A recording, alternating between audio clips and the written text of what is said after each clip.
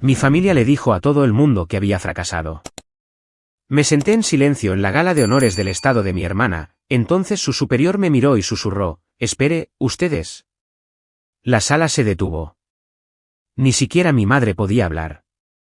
Me llamaron una deshonra, dijeron que era un cuento con moraleja, la hija que voló demasiado alto y luego desapareció avergonzada. En Navidad, le ponían un plato al perro de mi hermana, pero no a mí. En la graduación de mi sobrina, repartieron programas con los nombres de todos menos el mío. Y cuando mi madre les dijo a los vecinos que yo era una especie de administrativa, lo dijo con esa sonrisa, del tipo que finge compasión mientras te atraviesa hasta la médula. ¿La verdad? Nunca dejé de trabajar. Simplemente desaparecí porque era la única manera de seguir con vida. Pensaron que me había rendido, pero a lo único a lo que renuncié fue a necesitar su aprobación. Así que cuando el nuevo novio de mi hermana llegó a esa barbacoa familiar, alto, de mandíbula cuadrada, con un impecable polo de la agencia, y me miró como si yo fuera solo ruido de fondo, no me inmuté. Hasta que se quedó helado. Entrecerró los ojos, se acercó y susurró, «Un momento. ¿Directora Aguilar de la Agencia Central de Investigación?» Señora, serví bajo su mando en el centro. Las pinzas que sostenía casi se me cayeron de la mano. El rostro de mi madre se puso pálido. La botella de cerveza de mi padre se detuvo en el aire. Y por una vez, solo por una vez, nadie supo qué decir, porque la hija que habían despreciado era la directora que tenía un rango superior al de todos ellos. Mi nombre es Elena Aguilar. He ostentado muchos títulos en silencio, soldado, analista, estratega, y durante un tiempo, directora de una división de la que el público nunca oye hablar. Pero antes de compartir mi historia con ustedes, me encantaría saber que están aquí conmigo. Dejen un simple «hola» en los comentarios para que sepa que están escuchando, o díganme desde dónde están viendo. Me encanta ver hasta dónde puede llegar mi historia. Y si esta historia encuentra un lugar en su corazón, por favor, consideren suscribirse. Ayuda a que historias como la mía se escuchen, historias de fortaleza sepultadas en el silencio. Gracias. Y ahora, déjenme contarles todo. Estaba sentada sola en mi apartamento en Pozuelo de Alarcón, Madrid, bañada por el resplandor silencioso de la lámpara de mi escritorio. El único sonido era el leve zumbido del tráfico exterior, amortiguado por capas de cristal y distancia. Mi antigua placa de la Agencia Central de Investigación yacía en el cajón a mi lado, medio cubierta por una bufanda que no había usado en años. No había mirado esa placa en una eternidad, pero esta noche, captó la luz de la manera correcta, como si me estuviera retando a recordar. Mi teléfono vibró. Una línea iluminó la pantalla, Sofía será homenajeada en la gala de reconocimiento del Estado. Mamá quiere que vengas. También es el 35º aniversario de servicio de papá. Ni un, hola, ni un, ¿cómo estás?, solo un mensaje, tan estéril como un informe meteorológico. Lo miré durante un largo momento antes de volver a bloquear el teléfono. En la familia Aguilar, el legado no era solo una palabra, era ley.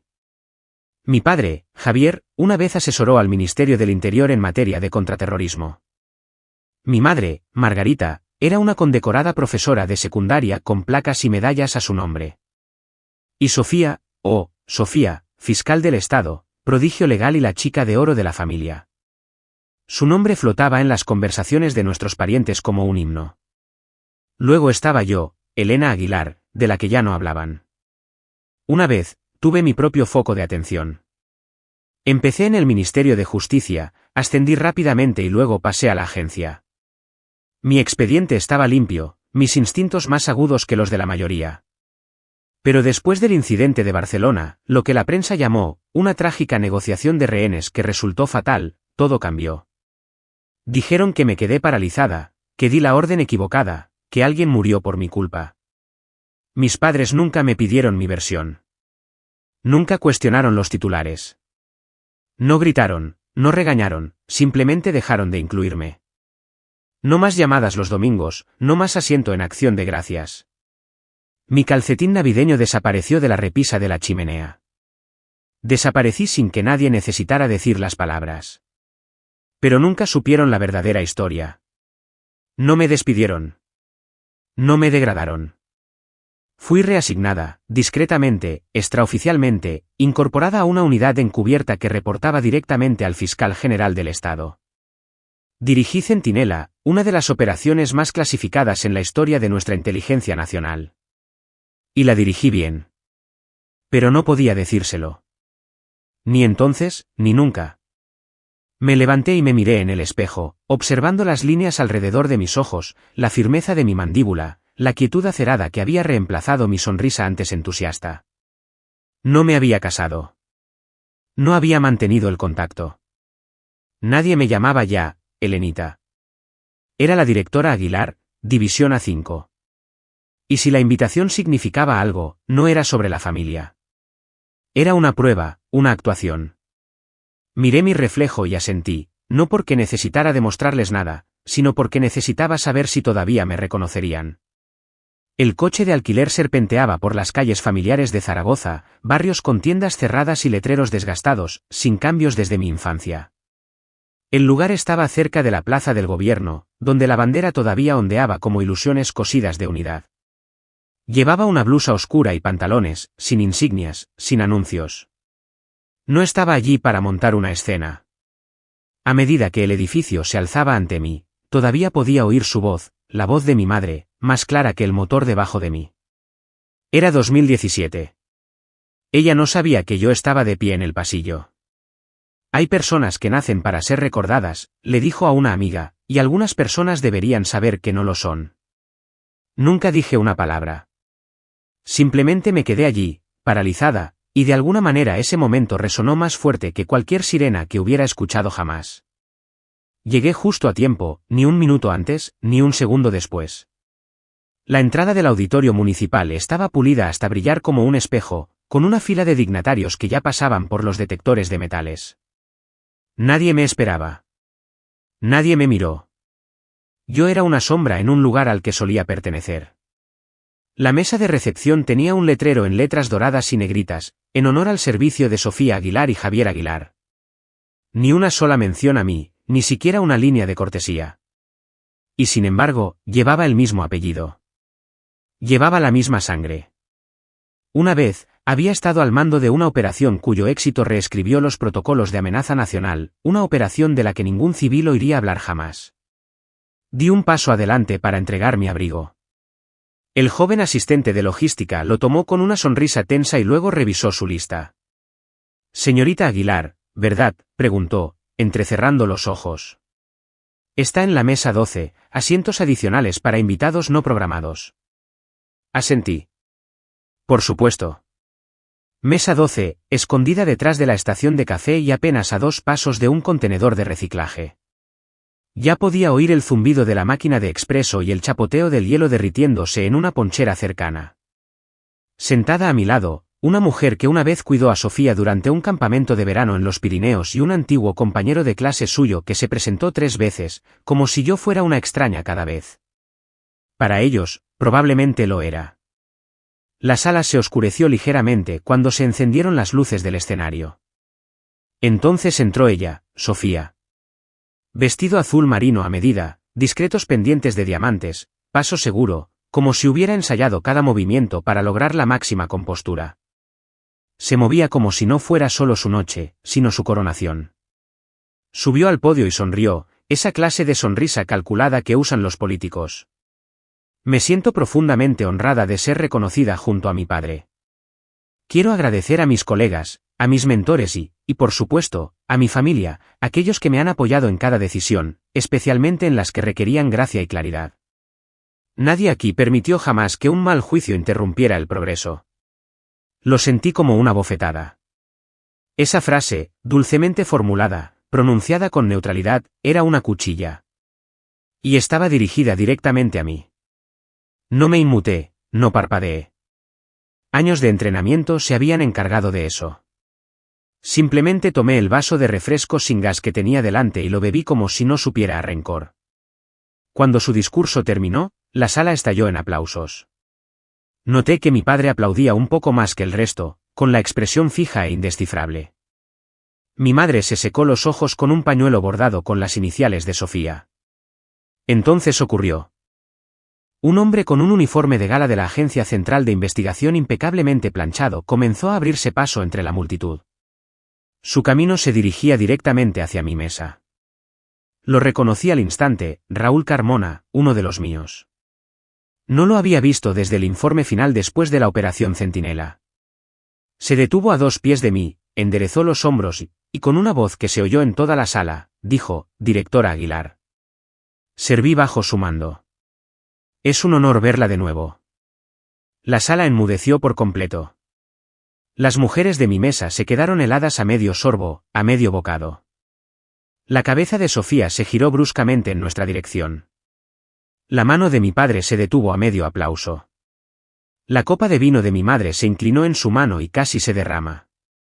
Miré a Raúl, sin sonreír, sin levantarme, simplemente encontré su mirada y asentí levemente. «Gracias, agente Carmona».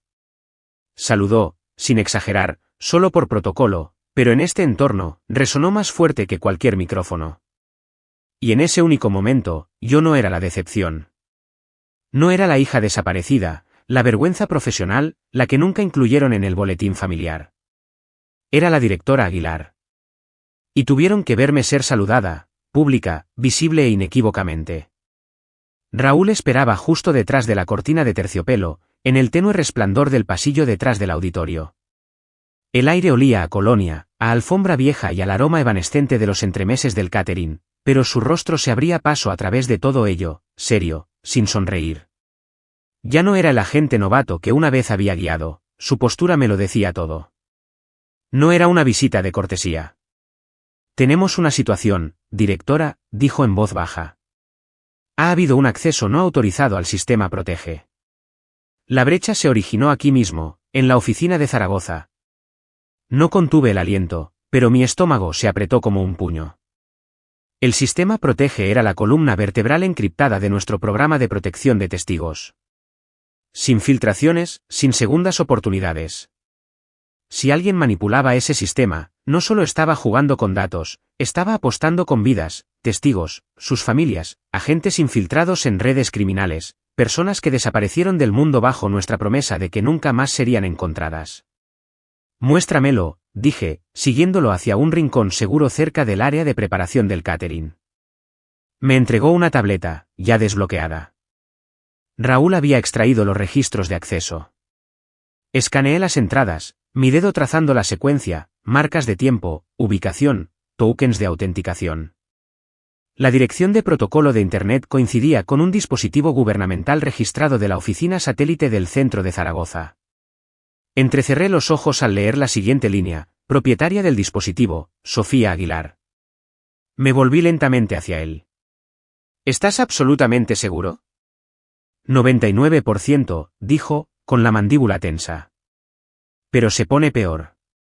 El token utilizado para entrar en el sistema fue uno emitido a Samuel Velasco. Velasco. El nombre cayó como hielo en mi columna. Sofía lo había elogiado en más de una entrevista con los medios, llamándolo un pilar incorruptible de integridad legal. Era un litigante de alto nivel, de lengua afilada, fotogénico y recientemente el fiscal principal en un escándalo de malversación de alto perfil que involucraba contratos militares. El público lo veía como un perro de presa de la verdad. Yo siempre había visto algo un poco más teatral. «¿Por qué tendría Velasco credenciales para el sistema Protege?», pregunté, más para mí que para Raúl. «Eso es lo que estoy tratando de averiguar», dijo. «Pero si esta brecha se relaciona con Sofía, o la están utilizando. O está metida en algo mucho más profundo de lo que sabe», interrumpí. «No creo que sea una topo», dijo con cautela. «Pero alguien está usando su acceso como tapadera». Lo miré. «Me quedo». Parpadeó. «¿Bajo qué pretexto?» «Familia», respondí secamente. «Que piensen que he venido a reavivar algún sentido de hermandad perdido hace mucho tiempo». Soltó una risa irónica. «Supongo que técnicamente no es una mentira». «Todavía no», dije, guardando la tableta en el bolsillo. «Pero podría convertirse en una». Nos separamos justo antes de la siguiente ronda de discursos.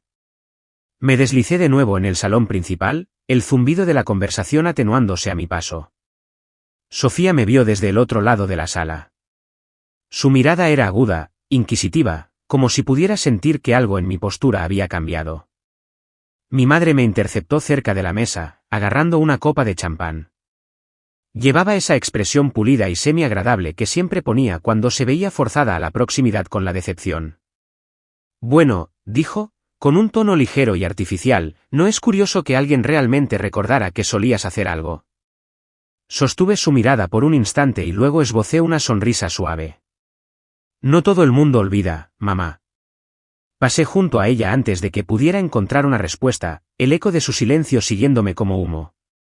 Pero por dentro, mi mente ya estaba en movimiento, trazando conexiones, calculando riesgos. Esto ya no se trataba de redención. Se trataba de exposición. Y Sofía, lo supiera o no, acababa de convertirse en el centro de algo mucho más peligroso que la política familiar. La luz del sol de la mañana se colaba por las finas persianas de la ventana de mi motel, rayando la aburrida alfombra de gris y dorado. El viejo televisor zumbaba silenciosamente desde su rincón, el presentador de las noticias locales sonriendo con demasiada intensidad para la hora que era. Me senté en el borde de la cama, todavía con la ropa de ayer, viendo el rostro de Sofía llenar la pantalla. Estaba impecable, lista para la cámara, sentada en la mesa de la conferencia de prensa como la recién nombrada representante del Distrito Judicial de Aragón. Su voz, segura y tajante, resonaba en la habitación como un himno de rectitud curada. Las víctimas de la negligencia gubernamental no solo merecen nuestras palabras, sino nuestra acción, dijo Sofía. Estamos comprometidos a restaurar la confianza. Tomé un sorbo lento del café del motel. Amargo, quemado, perfecto. Unos minutos después, el segmento pasó a un montaje de entrevistas pasadas. Una en particular me hizo detenerme. Sofía de nuevo, esta vez en una conversación uno a uno con un presentador de podcast de Madrid. Su expresión era suave pero calculada. Solía trabajar para el Ministerio de Justicia, dijo, sonriendo. Pero Elena nunca encajó del todo en la cultura de la rendición de cuentas. No me inmuté. No arrojé la taza. Lo había visto antes, incluso lo había guardado, no por venganza, solo para recordar. Esa era la misma hermana pequeña a la que solía acompañar a casa desde la escuela, cuando lloraba en mis brazos porque los niños la llamaban ojos de bicho. Fui yo quien se enfrentó a ellos. Yo recibí los golpes. Yo la hice sentir segura. Ahora, usaba mi nombre como un recurso retórico. Raúl y yo habíamos dividido nuestras tareas. Él se quedó para examinar los datos de vigilancia. Yo me dirigí al edificio gubernamental local, sin placa, sin ostentación, solo mi nombre, mi historia y un viejo favor cobrado a un subdirector regional retirado que me debía una botella de whisky y borrón y cuenta nueva. Me registré con mis antiguas credenciales del Ministerio de Justicia, lo suficiente para ganarme miradas curiosas y sonrisas forzadas, pero no lo suficiente para levantar alarmas. Samuel Velasco me saludó con un apretón de manos tan firme que gritaba sobre compensación. Su sonrisa era demasiado pulida, sus ojos demasiado quietos. Nos sentamos en el café de la esquina en el primer piso, rodeados de agentes que fingían no escuchar. Usted debe ser la hermana de Sofía, dijo. Habla de usted todo el tiempo.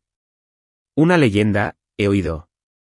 Es así, removí mi café con círculos lentos y deliberados. Es la luz más brillante de nuestra oficina.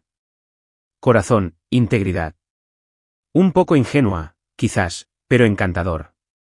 Ingenua no es un cumplido en este edificio, dije rotundamente.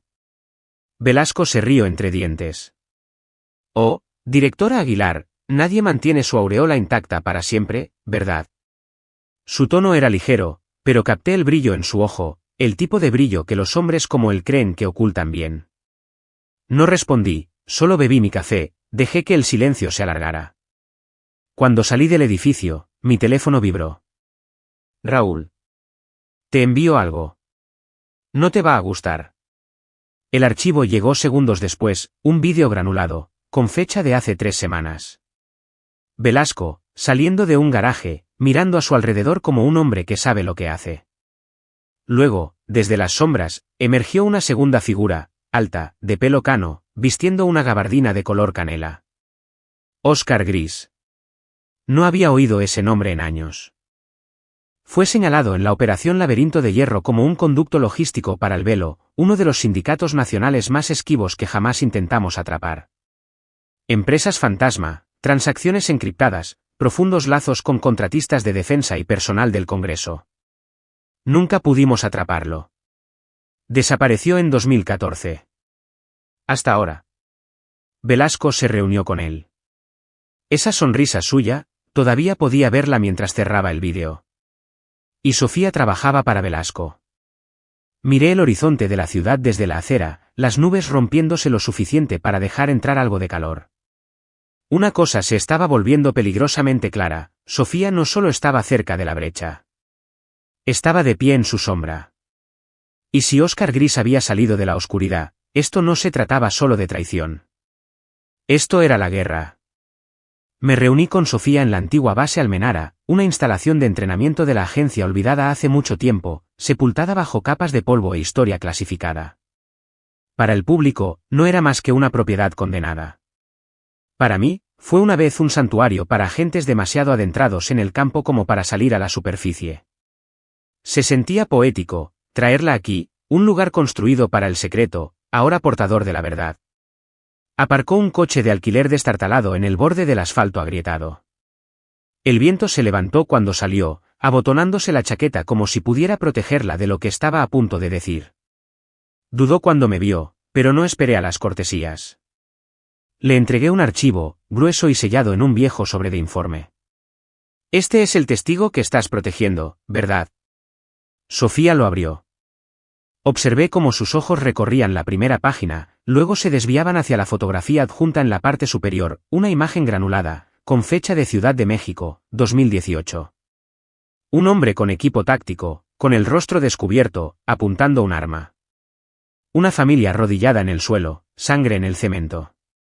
Tragó saliva con dificultad. ¿Ese es él?, pregunté en voz baja. Asintió, solo una vez. Velasco me dijo que era un superviviente, que escapó del cartel y tenía información crucial. No es un superviviente, dije. Es un comandante. Uno de los operativos de más alto rango del Velo. Ese hombre no huyó del fuego, Sofía. Él lo encendió. El rostro de Sofía perdió todo color. Pero le dimos protección, autorización completa. Yo lo aprobé. Por Dios, Elena. Metí la mano en mi abrigo y saqué una pequeña grabadora encriptada. Pulsé reproducir. Era la voz de Velasco, clara, engreída, deliberada. Es nuestro peón más valioso. Dale la suficiente verdad para mantenerla recta. Es joven, idealista. El sistema se la tragará entera antes de que se dé cuenta de a quién está protegiendo. El aire entre nosotras se espesó. Sofía no habló durante un largo rato. Cuando finalmente lo hizo, no fue a la defensiva. Fue un tono hueco. Solo quería ayudar a alguien. Pensé que estaba haciendo lo correcto. No me ablandé. No había lugar para eso aquí. ¿Salvar a alguien sin preguntar quién muere por ello? Eso no es justicia, Sofía. ¿Es ceguera? Le tembló el labio. La misma niña que una vez abracé durante sus terrores nocturnos ahora estaba rota bajo el peso de sus propias buenas intenciones. Se dio la vuelta para irse, con los hombros encorvados, ya replegándose sobre sí misma. Espera, dije, acercándome. Saqué un pequeño monitor de salud de mi bolsillo, del tipo que se comercializa como un dispositivo de fitness. Se lo abroché suavemente alrededor de la muñeca. ¿Qué es esto? Solo una precaución, dije.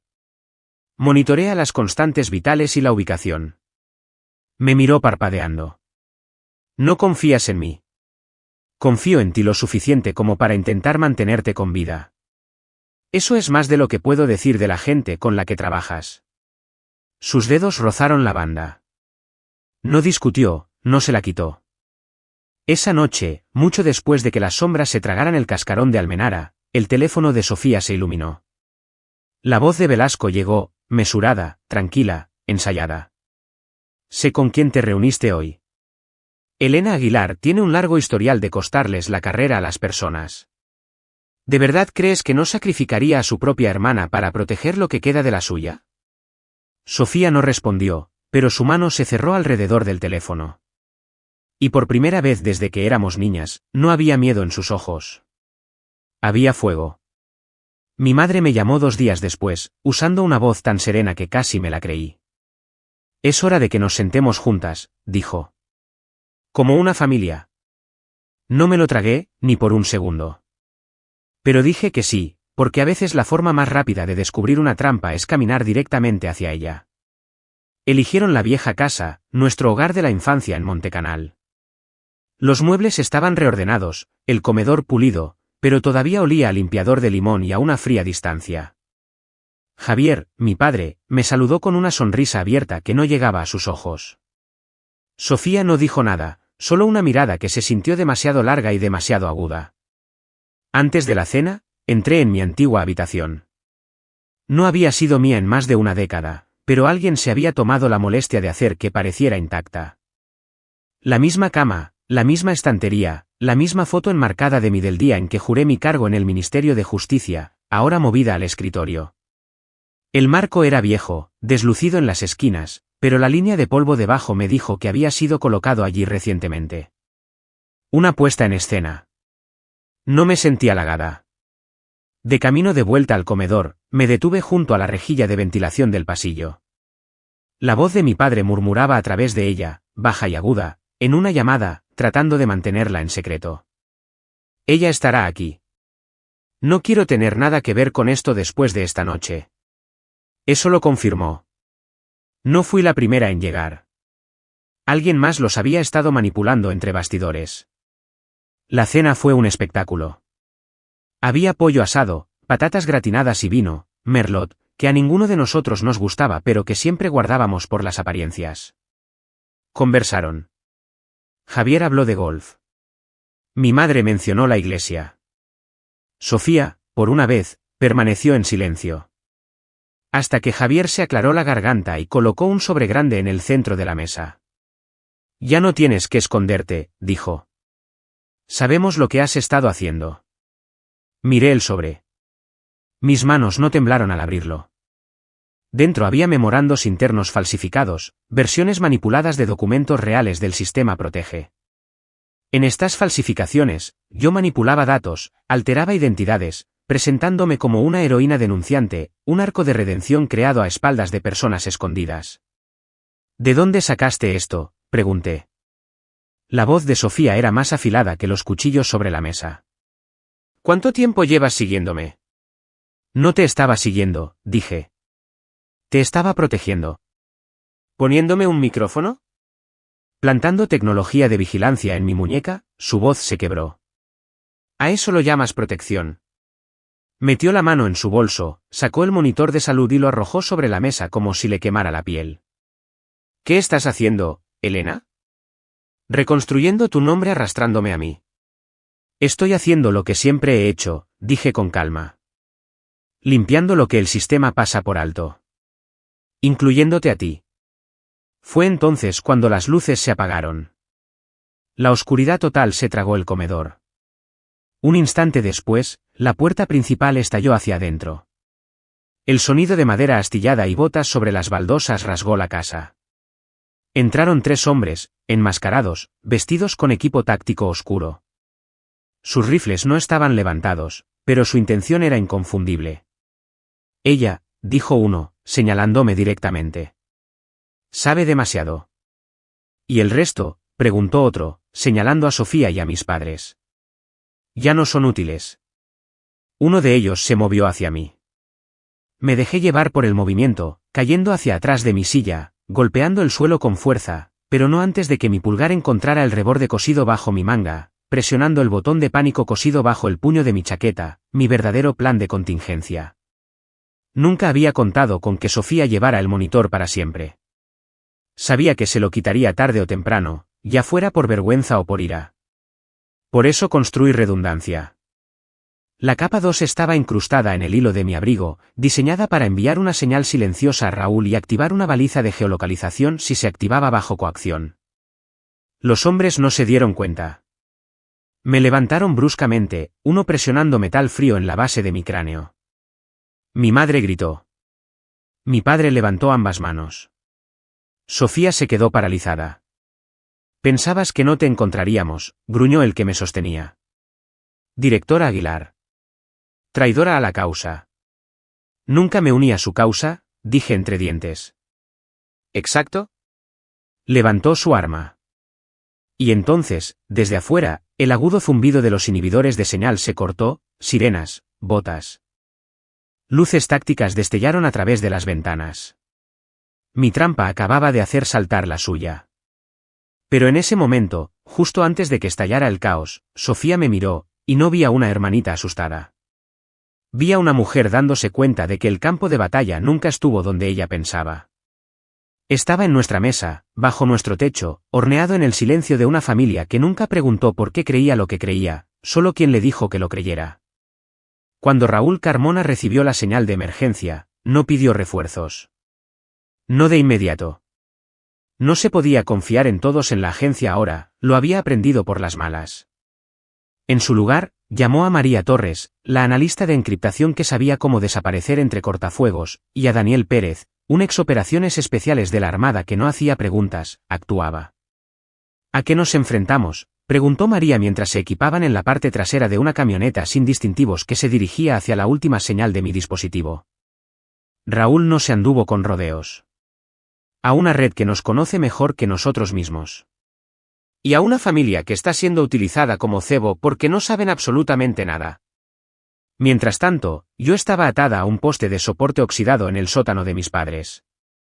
El velo había actuado con rapidez, cinta adhesiva, nudos militares, voces bajas y un arsenal que decía que no solo estaban allí para asustar. Uno de ellos me reconoció. Tú eres la de la Operación Centinela. Seguí tus misiones. Luego desapareciste. No parpadeé. No me fui. Fui seleccionada para desaparecer. Sonrió a través de su máscara. Bien dicho. Pero ya no eres invisible. No solo querían matarnos. Eso sería demasiado misericordioso. Su plan era preciso, político. Colocar explosivos, escenificar todo como una célula extremista nacional, nosotros eliminándonos a nosotros mismos. Un manifiesto fabricado, unos cuantos archivos manipulados, y boom, nos convertiríamos en un titular de advertencia. Sin preguntas, sin rastro. Sobre nosotros, las viejas tablas del suelo crujían. Escuché la voz de Sofía, pero estaba en silencio. No estaba segura de si estaba aterrorizada o calculando. De cualquier manera, sabía que todavía estaba en juego. Eso importaba. Y entonces la voz de Raúl, crepitando baja y codificada, llegó a través del dispositivo oculto en la costura del cuello de mi abrigo. Elena, nueva información. El topo es Víctor Romero. Casi dejé de respirar. ¿Romero? El mismo hombre al que una vez le había bloqueado un ascenso después de que manipulara pruebas en un caso de tráfico. Los ha estado alimentando, continuó Raúl. Filtró tu ubicación. Y es el que le dio a tu padre esos archivos falsos del sistema Protege. Tenía sentido. Demasiado sentido. Romero conocía la agencia, me conocía a mí, y, lo más importante, sabía cómo convertir la confianza en un arma. Afuera, el equipo comenzó su preparación final. La voz de Raúl llegó de nuevo. 12 horas. Han cableado el lugar. Toda la casa va a estallar si no actuamos. Miré la pequeña luz parpadeante en el puño de mi chaqueta. No una promesa. No una esperanza. Una orden. Empezar. 3:11 de la madrugada. El tipo de oscuridad que se sentía más antigua que la noche. El sótano apestaba a moho, a sudor y a algo más agudo, el olor químico del plástico. Mis muñecas ardían por la fricción de las cuerdas. Sentí la presencia de mi familia, respirando superficial y demasiado rápido detrás de mí. Por una vez, incluso Javier estaba callado. Quizás finalmente se dio cuenta de que no podía comprar su salida de esta. Ignoré el ruido, me concentré en el silencio debajo de él, mi ritmo cardíaco, mi ritmo, mi cuenta atrás. La voz de Raúl, tan tranquila como siempre, llegó a través del receptor subdérmico. Entraremos por la entrada norte. Luces fuera en 40 segundos. Tendrás 90 para alcanzar y desarmar la carga principal. No pregunté si sobrevivirían. A estas alturas, nadie tenía nada garantizado. Ya estábamos al borde. 40 segundos después, las luces se apagaron. En la oscuridad, deslicé la cuchilla del tacón de mi bota y trabajé en las cuerdas. 2 pasadas, luego un chasquido. Rodé hacia adelante, avanzando sigilosamente hacia el calentador de agua donde había escondido un emisor de calor de respaldo. Lo usé para engañar a los sensores de movimiento el tiempo suficiente para pasar por el pasillo. Daniel irrumpió desde el sótano de tormentas, silencioso, eficiente, cortando las comunicaciones del velo. María, desde una furgoneta remota a 3 manzanas de distancia, se conectó a los planos. 3 nodos explosivos, dispuestos en forma de V. No son cargas estándar. Son simbólicas, la marca del velo. Llegué al primer nodo detrás de la lavadora. Cable blanco, dijo María. Pero hay una contracorriente. Tienes que cortar la energía central primero. No hay tiempo, dije, y usé mi mano izquierda, la que todavía me dolía por una fractura compuesta en Barcelona, y corté. No hubo explosión. Seguía respirando. Volví al suelo justo cuando unos pasos retumbaron escaleras abajo. Un hombre apareció de repente, con el rifle en alto. Lo había planeado, había cambiado la pistola antigua de mi madre por una Glock cargada y la había mantenido oculta bajo una baldosa del suelo. Disparé bajo, a su muslo. Se derrumbó, aullando. Me acerqué, le arranqué la máscara. Víctor Romero. Hola de nuevo, dije. Gruñó. Siempre te creíste mejor. Por eso me quemaste. Te quemaste tú solo, dije. Yo solo me aseguré de que no te llevaras a nadie más contigo. Se mofó. Nunca ganarás. Este sistema no te quiere. No hay lugar para gente como tú. Entonces construiré un nuevo sistema, susurré. Volví a los explosivos, 2 nodos más. Mientras desarmaba el segundo, sentía a alguien detrás de mí. No me di la vuelta. Vas a morir por gente que nunca creyó en ti. La voz de mi padre. Seguí trabajando. No por ellos. Para no convertirme en la persona que siempre creíste que era. Luego Sofía. Se arrodilló a mi lado, con los ojos muy abiertos pero claros. En su mano, una pequeña unidad de control. Se la quité a Romero antes de que me ataran, dijo. No tienes que hacer esto sola. Fue la primera vez que la vi no como la niña que seguía mis pasos o la mujer que intentaba superarlos, sino como alguien de pie a mi lado, por sus propios medios. Desactivé la carga final. Las luces parpadearon de nuevo. Sobre nosotros, la voz de Raúl, estamos dentro. Objetivos abatidos. Todo despejado. Salí al amanecer, con sangre en las mangas, con la respiración entrecortada. Raúl me encontró en el porche. Todos a salvo, dijo. Miré más allá de él, al oscuro horizonte, las estrellas atenuándose sobre una casa rota. No, dije. Ahora es seguro empezar. Habían pasado 10 días desde que la casa fue despejada. Las bombas fueron desactivadas, y las mentiras, al menos algunas de ellas, fueron sacadas a la luz. Entré en la sala de audiencias del Congreso sin ilusiones y sin armadura, al menos no del tipo que se lleva puesta. No llevaba el pelo recogido en un moño táctico. No bajé la mirada. Por primera vez en años, me paré a la vista del mismo sistema que una vez intentó borrarme. La placa con mi nombre decía, Elena Aguilar, directora, División A5 de la Agencia Central de Investigación. No empecé con una historia de guerra o una acusación. Empecé con una pregunta, pronunciada suavemente pero con un corte limpio. ¿Por qué creemos que el silencio es culpabilidad? ¿Por qué dejamos que la percepción reemplace a la verdad? Dejé que las palabras flotaran en el aire como una falla geológica a punto de agrietarse. Luego me dirigí al presidente del comité de supervisión, el mismo hombre que firmó la orden que me despojó de autoridad años atrás. Y cuando el sistema quiere enterrar a alguien, dije, no necesita un juicio. Solo necesita un rumor. Nadie se movió. Nadie interrumpió. Luego lo expuse todo lo que intentaron ocultar. Los archivos desencriptados de María, la cadena de custodia de Raúl, la corroboración de Sofía como segunda testigo. Cada bocado, cada susurro, cada entrega clandestina, todo verificado. Pero no me presenté allí como una víctima. No dije que me habían hecho daño. Dije lo contrario. Yo era parte de ese sistema, les dije. Guardé silencio cuando debería haber hablado.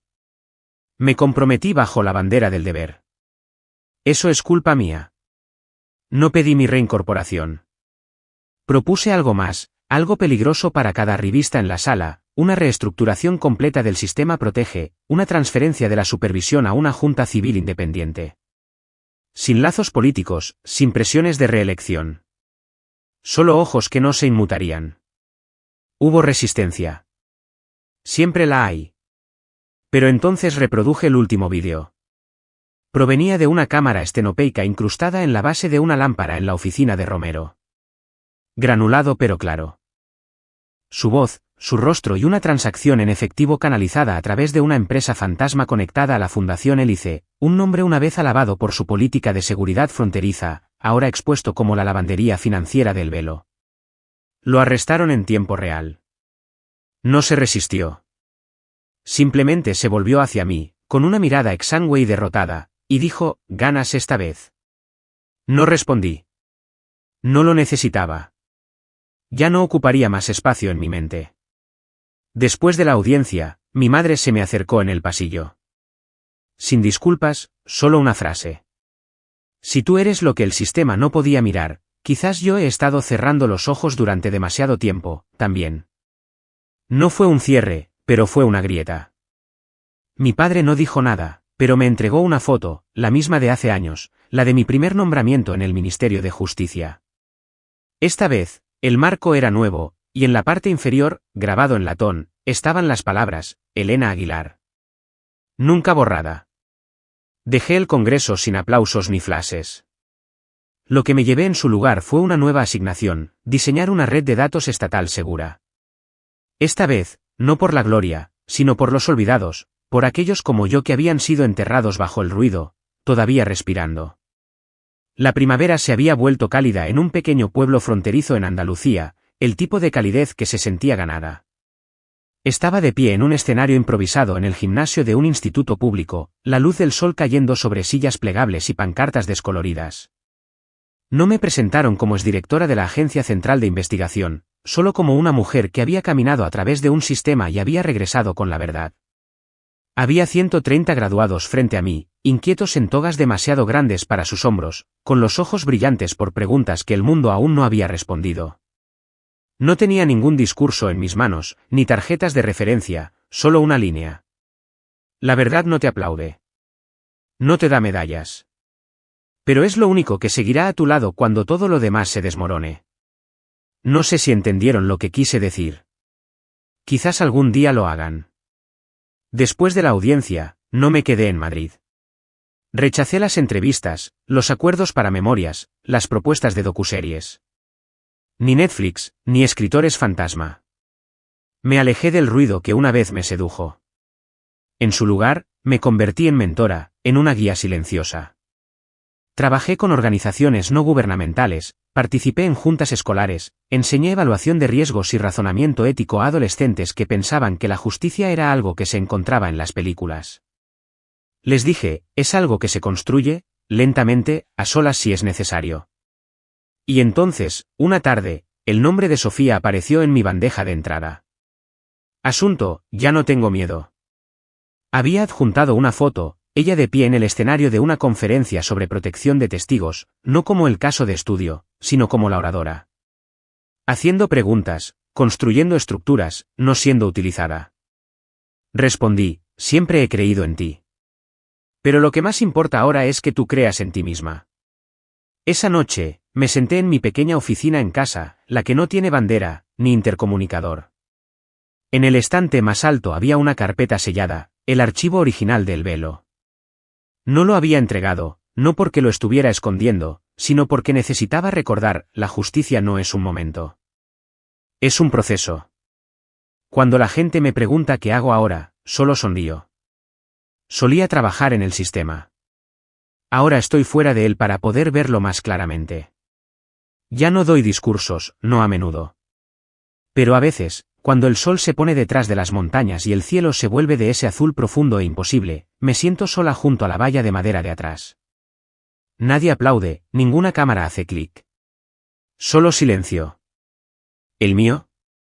Y esta vez, no le tengo miedo. A veces, lo más fuerte que podemos hacer es permanecer en silencio en la verdad por la que luchamos.